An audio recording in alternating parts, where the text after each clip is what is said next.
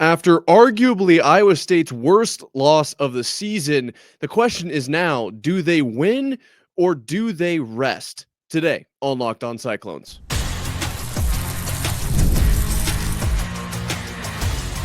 You are Locked On Cyclones, your daily podcast on the Iowa State Cyclones, part of the Locked On Podcast Network, your team every day. Welcome into Locked On Cyclones, part of the Locked On Podcast Network, your team every day. Shout out to you for being here every single day and making this your first watch or listen of the day. I appreciate it more than you know. Wherever you're watching or listening, be sure to subscribe so we can prove once and for all that it is, in fact, a Cyclone state. Today, we're going to be talking Iowa State men's basketball, of course. What does this rest of the season look like? And then in the middle segment, obviously, Otz and what he had to say after the loss to BYU. Couple nuggets in there. We got to dive into those. And final segment of the day, my preview for the Iowa State versus Kansas State game coming up this weekend. Can't wait to see it. But before we get that far, today's episode is brought to you by the all-new 2025 Nissan Armada. Stay with us for the Armada Team of the Week later in the episode. So the question is, does Iowa State win or rest? There are only a few games left in this season, and the question is now actually, in my opinion, a very valid question. Of course, Kansas State coming up this weekend, the last regular season game of the year for Iowa State. Now, with the loss to BYU, you're probably looking at a 5 seed in the Big 12 tournament. You've got that game. Depending on the loss, then you have, well, however much time that would be before the March Madness tournament, where then you're really do or die. That's what I'm kind of laying out here for you. What remains in the chamber? A bare minimum of 3 games. That's really all we're guaranteed at this point. Why would Iowa State lose in those games? To rest. Let's just call it how it is. Iowa State would lose in, well, not the Kansas State game, would lose in the Big 12 tourney to rest. That's the argument here. Should Iowa State lose to Kansas State? Absolutely not. Doesn't make any sense. That one is a no-brainer. I was getting ahead of myself there because I almost didn't even realize what I was saying. Iowa State, 1,000% needs to beat Kansas State. Does it affect anything? No. Not standings-wise, not I guess it would affect seeding in March Madness potentially. I mean, it would be a bad look if they were to lose that game. But at the end of the day, I don't really think that that's what I care about so much anymore. This team absolutely needs to get some mojo. Tough loss to BYU, and I can't have a repeat of a tough loss to Arizona. We went on a complete skid there. You were there. I was there. It was a tough time. I don't want to talk about it. That being said, let's look past the Kansas State game and into the Big 12 tournament. The Big 12 tournament is a tournament for teams in the Big 12 to determine who is the champion. Not the regular season champion. No. That is Houston this year. But a tournament champion. Okay, there are 16 seeds. And it looks like Iowa State has effectively locked up the 5 seed after the loss to BYU, currently holding a 2-game back kind of lead over Kansas and Baylor for that 5 seed spot. You got Houston, Texas Tech, Arizona, BYU, then Iowa State. Now, ahead of Iowa State, I don't really care anymore because I don't think I'm like 99.999 repeating percent sure Iowa State can't beat BYU out for the 4 seed. And obviously they're not going to get to Arizona. And I guess I haven't seen this in writing anywhere, but I don't see a way Kansas or Baylor beats Iowa State out for the 5 seed. So the way I'm looking at this, Iowa State is the 5 seed. That's how I'm looking at this. I don't know if that's necessarily the case. If Iowa State were to lose to Kansas State and then Kansas or Baylor were to win their game, how that tiebreaker would work out. But I am acting under it doesn't matter, but I am acting under the assumption they're going to be the 5 seed. So that 5 seed game would take place on Wednesday, March 12th. Okay. And now for those of you who are out there saying, well, what if we do end up with the 6 seed? Still the same day. Okay, it's just a different time. They would play at 8:30 at night as opposed to 11:30 in the morning, which for all intents and purposes does not matter. Then that being said, you go from that game on Wednesday to if you win Thursday.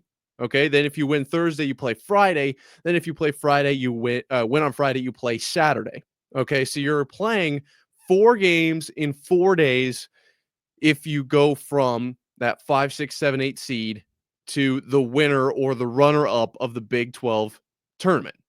Okay, that's a lot of games in like no days. You don't see this anywhere. 4 games in 4 days, and I feel even worse if a 12 would that be like 7, 8, so 9, 10, 11, 12 seeds somewhere in there, like all of the lower seeds. If they went to the tournament, the final, that'd be 5 games in 5 days. That'd be unbelievable. Unlikely, but the question now that we've laid out all the map, should Iowa State lose in the Big 12 tournament? I am a huge proponent of you can't practice losing. You can't go into a game just barely give an effort. It's okay if we lose, and it's not the end of the world. That's a huge cancer to the locker room. You can't have that. That's not a mentality that this team, especially this team, can afford to have right now. This team is kind of on its last legs as far as mojo and where they're playing at relative to where they should be. We can't risk any of that right now. Okay, so Iowa State absolutely needs to go into their game, be it 5 seed, 6 seed, 7 seed, wherever, and need to try to win that game. Okay, now, would I be upset if Iowa State were to lose that game? No, I would not. I would not. This team can benefit from a little bit of rest because I don't know if you remember this, but they played 2 extra games this year. Went from 18 conference games to 20. That's a jump. And especially when you consider one of those 2 in BYU goes to double overtime. Now what happens in Kansas? Do they get up by 80 points at halftime and they don't have to play the second half? Okay. That helps with the rest factor a little bit. But at the end of the day, they still played 2 extra games. At the very bare minimum, they were in 2 extra games this season. So there is an extra toll on their bodies going into these tournaments. That's very real. Very, very real. Does this team need the rest? I don't think so, as much as they need extra reps with each other out on the floor. So, I mean, at the end of the day, I want them to win. I don't think they need to win the Big 12 tournament, though. I don't think that that's necessary. I don't think that this team is going to gain too much from winning the Big 12 tournament. I think that the risks would outweigh the rewards in this case, outside of momentum. But how much is that really worth? I don't know. I can't put a number on that. And the way that this team has been inconsistent, which we'll cover in the second segment, I can't put my chips in that pile. Okay, I gotta go. Let's get a little bit of mojo. Also get some rest at the same time. And then we can go into the March Madness tournament and attack that dog. Okay. Let's say hypothetically that Iowa State is the 5 seed here. You're going to face either the 12 or the 13 seed, which I think as it stands right now is like Cincinnati or UCF or something like that. It's around that range. So just that caliber of opponent. You're going to face the winner of that game. Then you go into BYU, and then you're going into what's likely to be Houston. Okay. And so you've got back-to-back absolute barn burner games there where you have to give everything you can. And it's not to say that this team shouldn't be in those games because it's good practice. But this team, I mean, can't tell me they wouldn't benefit from a little bit of rest. So my official answer is, should Iowa State lose in the Big 12 tournament? No. Go out, try to win. Would I be upset if they did lose? No. I think they could also get away with some rest. However, it will affect potential momentum. That's going to be something that is the team worried about this? Absolutely not. They're going to go out there and try to win every single game. They got some things to fix. I think we can all agree on that. But, I mean, a loss, you get a little bit of extra rest. It's not something it's not going to hurt them. Well, maybe it does. Think about the college football playoff. Every top 4 seed lost. Every seed that had a bye in the college football playoff lost. Something to think about. So, you know what? I don't know. I still want them to win. Still want them to win. That's why I'm going to go with this.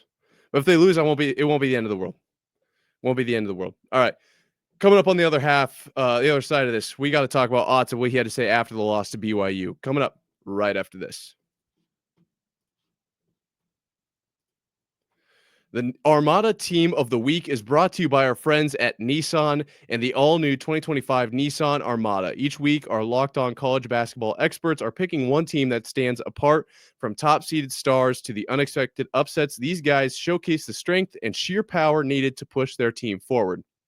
This week's Armada and clear-cut team of the week are the Houston Cougars. Since joining the Big 12 last season, the Cougars have gone a combined 33-4 in conference games, winning the regular season title by multiple games both years. There is no team in college basketball that is more capably embodies the rugged Armada than Kelvin Sampson's squad. Houston's tenacious defense leads the nation in fewest points per game for the second straight season. When it comes to the Nissan Armada, they say go forth and conquer, and that's exactly what the Houston Cougars have done here. It's clear that our team of the week is out here ready to conquer the road ahead with confidence, just like you can in the all-new Nissan Armada or any of Nissan's outstanding vehicles.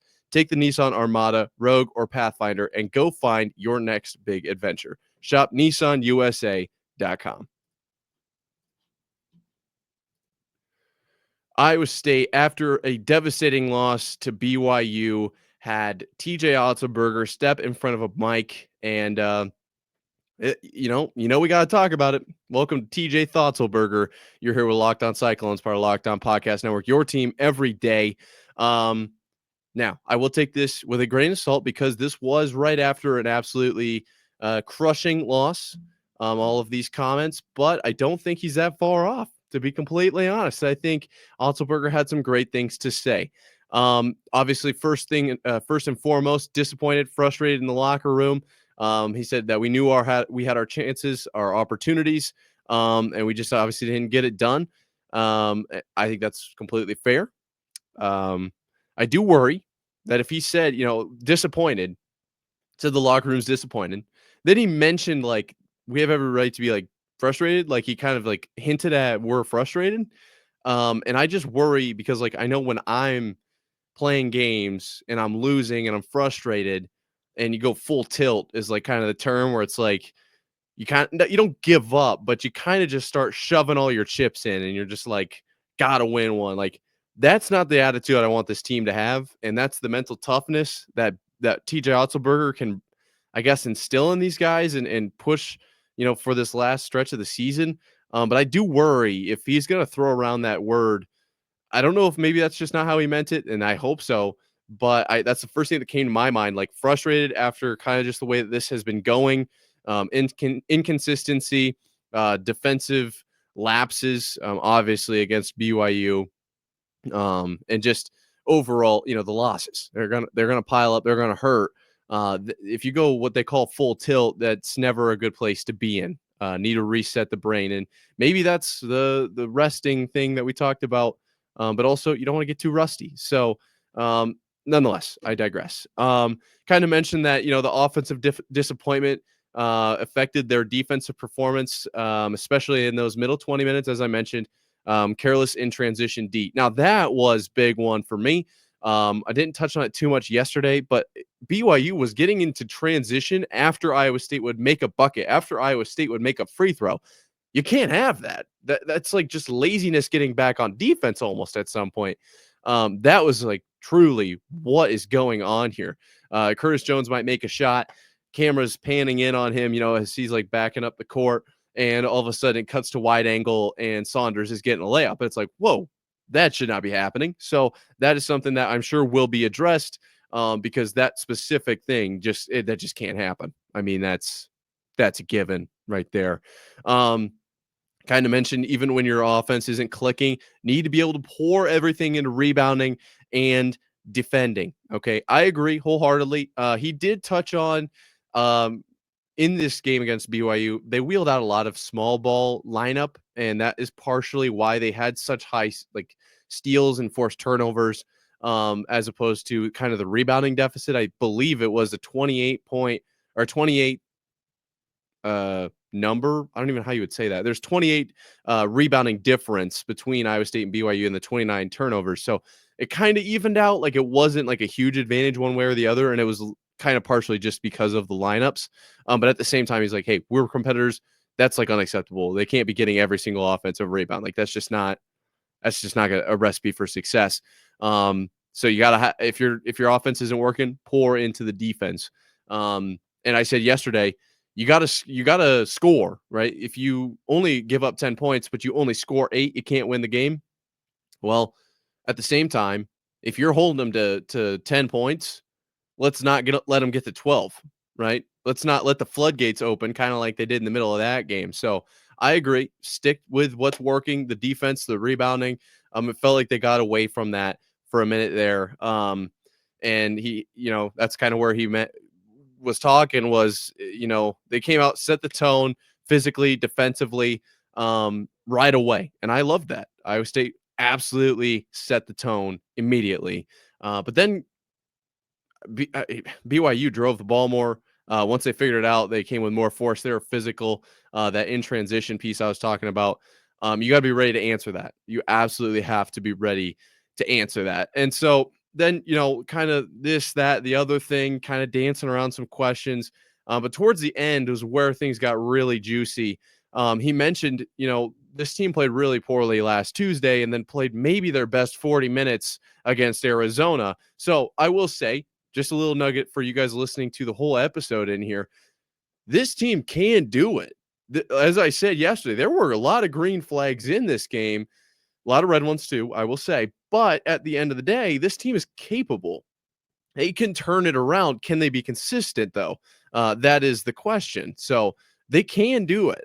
He also mentioned, like, this is a mindset thing at this point, and that's a perfect piggyback off. They can do it, but it's a mindset thing. How much do you want to do it? How much are you committed to your daily habits that he talks about all the time? How much, like, does winning mean more to you, right? Not than the shot going in or how many turnovers do you have, but the team winning. It's a team game at the end of the day. And I'm not taking any shots at any players. This is what TJ was talking about was we need to win as a team.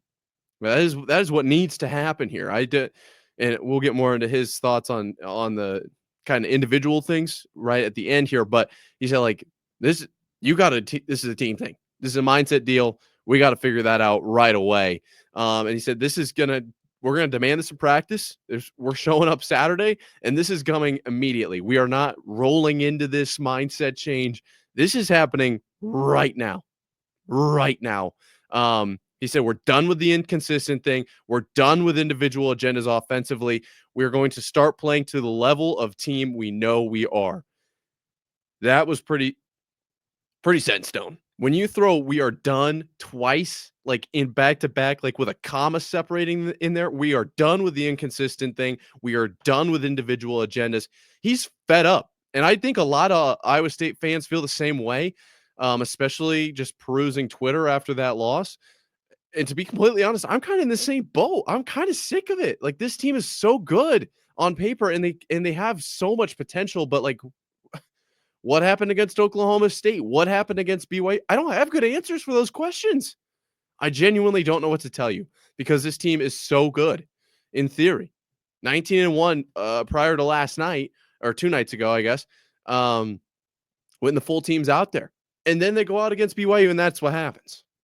So I'm 100% with TJ Otzelberger. We're done with the inconsistent thing. We are done with the individual agendas offensively. He's fed up with it. I think a lot of potentially the fan base feels the same way, and I hope the players do as well. Now, a couple things in here. Key thing, I do think him saying the individual agendas offensively is a small nugget in there that we should pay attention to. I do think that that's a big deal, and I would like to see what those differences kind of pan out to be, right, against Kansas State and in the Big 12 tournament and in March Madness. And the other thing I would like to just throw out here, I want to see it on the floor. I know that nobody of any importance is going to see this in the organization, but my opinion on those comments, sure, they get me fired up, man. I'm ready to go. Let's go run through a wall for this quote. At the end of the day, I need to see it on the floor. I need to see this mentality, this mindset change, this immediate, we're done with this. We're done with this. I need to see it on the court. That's what needs to happen. So let's see it against Kansas State. It's a great time to do it. Speaking of Kansas State, we'll talk more about that coming up right after this.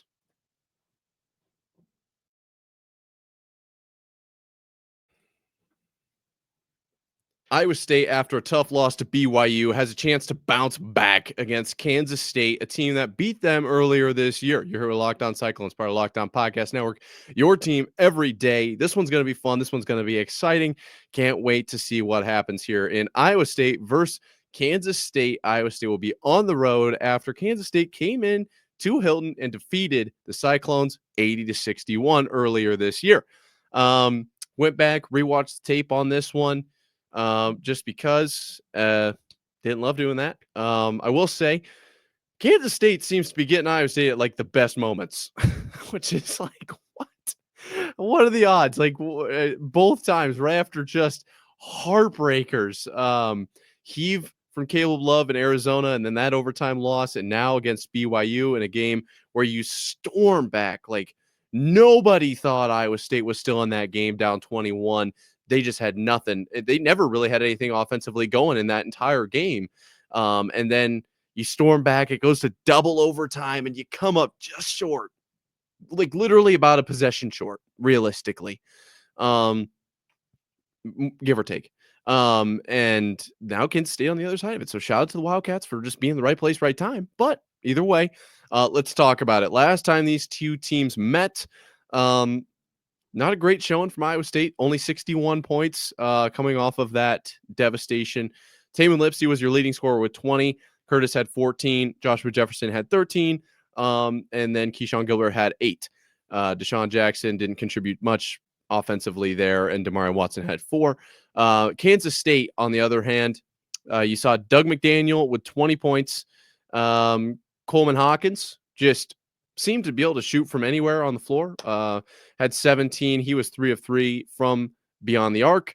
And then David Gasson had 10, but he's kind of like their other dude. Okay, so I went ahead and took a look into Kansas State as a team just to keep you updated on this team. I'm sure you remember Kansas State got unbelievably hot there for a minute. Kansas State was like, there was a conversation around could Kansas State almost like win it all? We were almost having those types of conversations.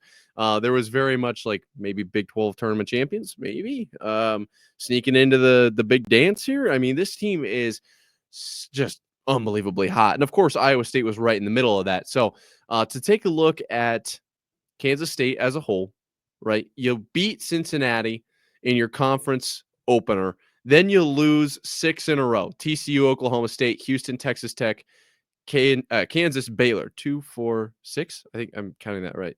Either way, a lot of losses. Not looking good. Then you rip off another 6 in a row, but they're W's. Okay? You beat West Virginia, who's 23 overall, Oklahoma State, Iowa State when they were ranked 3 at home. Then you take on Arizona State, Kansas, and Arizona, and you win all those games. And you're looking like potentially one of the best teams in the nation at this point. Then you run into BYU, who we now know is maybe the hottest team ever. And you lose that one, and then it kind of sets you on a skid. If you're Kansas State, that is, losing to Utah, Arizona State, and UCF in the following 3 after that BYU game. Now Kansas State, as it sits, coming off of a win against Colorado and a win at Cincinnati, is 15-15, 9-10 in the conference, going on to take Iowa State on at home. So just kind of so you know where we're at, I would say Kansas State not necessarily in a huge momentum swing either way here. Low scoring affair against Cincinnati, you win that one 54-49. A mediocre win over Colorado, I would call it. You lose to UCF. Like, who is this team right now? But never count on anyone in the Big 12. I can tell you that right now. Team leaders right now, David Gasson, 13 points per game. Doug McDaniel with 5 almost assists per game. And David Gasson shooting almost 63% from the floor. Obviously quite notable there.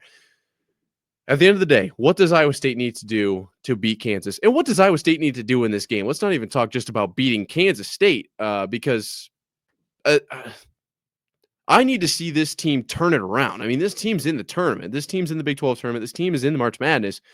Need to figure it out right now. I'm okay with Iowa State losing to Kansas State. Now, as much as it would hurt the momentum, as much as it would hurt the confidence, I get that. I understand it. But if in some crazy scenario, Iowa State was able to just look unbelievable, like everything was flowing, offense, identity, shot selection. Let's say they don't even shoot like a crazy percentage. They shoot a normal percentage. Defensive intensity is there. But Kansas State just has a game where they just inbound it, shoot it from their half of the court, and they make every single shot. You can't be upset when you lose a game like that. If that's the situation, that's fine with me. Great. We got better. We know where we're at. We can go forward with that information. That's a very extremely unlikely scenario. So let's not entertain that any further. I'd like to see Iowa State obviously beat Kansas State. But to me, at the end of the day, it's not so much about win-loss. It's about what am I going to see in this game, because the last couple games have been ugly. The loss to Houston that's exactly what I talk about. With the L, not the end of the world. I thought that Houston game showed a lot of promise. The loss to Oklahoma State, however, was not acceptable. Then you go and you play arguably your best 40 minutes against Arizona. And so, like, just so much going on here. Right? So much going on. Like, we've seen the highs and the lows in just the last few weeks. I want to see this team get some sort of offensive consistency back. I want to see this team get some sort of offensive half-court identity back. I want to see this team run some more transition offense. It feels like there's so many things that we're unsure of, or I'm unsure of with this team, that I want to see it all fixed. Can it all get fixed in one game? No. Also, the fact that this team is question marks across the board, to me, is like a direct result of this team being able to beat you in whatever way. And I know, like, that's something we've talked about a lot this season. Iowa State was a team early on that could beat you in any given way. You take away this, we'll beat you here. You take away both of those, boom, we got third option. You're able to take away all three of those, boom. We got a fourth. Trust me, you're going to like this one. That's what it was, and that was exciting. That was great. But when you're not winning games, now it's kind of like jack of all trades, master of none type of deal. We can't be having that. We can't be taking these L's and now unable to hang our hat on anything. We got to find something. So whether it's transition, whether it's an extremely strong defensive presence, maybe it's a half-court offense that is able to score points. I don't know what it is for this team, but we got to figure something out. And so I am throwing out all these things. Like, yeah, it'd be great if we could score, if we had a play that we could come out of a timeout with and just get points every single time, or if we were able to get back and get set on defense, or keep the ball in front of us when we're on defense, or maybe I don't know. I can't. There's just too many things that, like, I can't point them all out. Okay, but if I had to pick a couple, I would absolutely say I want to see this team figure out some sort of half-court offense. Against BYU, there was too much time where this team looked lost in the half court, just confused, not sure of where we're going, especially on inbounds plays late down the stretch and in overtime. Excuse me. It was just kind of not good. I'm going to be completely honest with that. They got to figure that out. So I'd love to see that if it were to arise in this game. I think shot selection, I'd love to see them driving the hoop more. We don't need as many threes, I don't think. I think that they could have benefited from doing that late against BYU, drawing a few more fouls. Do you need to finish every single layup? No, but you can crash the boards a little bit too. I think that they could do that. I'd like to see some more rebounding, but also that's going to be kind of contingent on what lineup is out there. I understand that is Chatfield, Jackson, Jefferson. What's the set with those three? And then are we small, big, Heisey? What's the deal, right? Who is on the court? I get it. But at the end of the day, it's not an excuse if you got a small ball lineup to just have 5 rebounds. Like, you can't. It's not how that works. We need to rebound the ball. So I'd like to see more of that. This is a Kansas State team you can't turn away from. It's something that I feel like this team has done a little bit this year. Obviously, the Kansas State game at home last time, it felt a little bit like that. Oklahoma State, it's like, not a great team. I'm sorry, Oklahoma State fans. Just not one of the best teams in the conference right now. And it felt like Iowa State went into that game thinking that. You got to go in thinking this is the best team you're going to face all year. And you need to bring your A game. Okay? Because this team absolutely needs to figure something out. And how do you figure something out? You do it. You go out, you do it. It's as simple as that. As TJ said, like, we're going to be doing this during the week of practice. Now I want to see it translate to the game. I want to see it out on the court. Very capable. This team's on paper and from what we've seen, ceiling-wise, one of the best teams in the nation. But what can we figure out against Kansas State? What can we move the needle just a little bit closer in this game? That'd be great.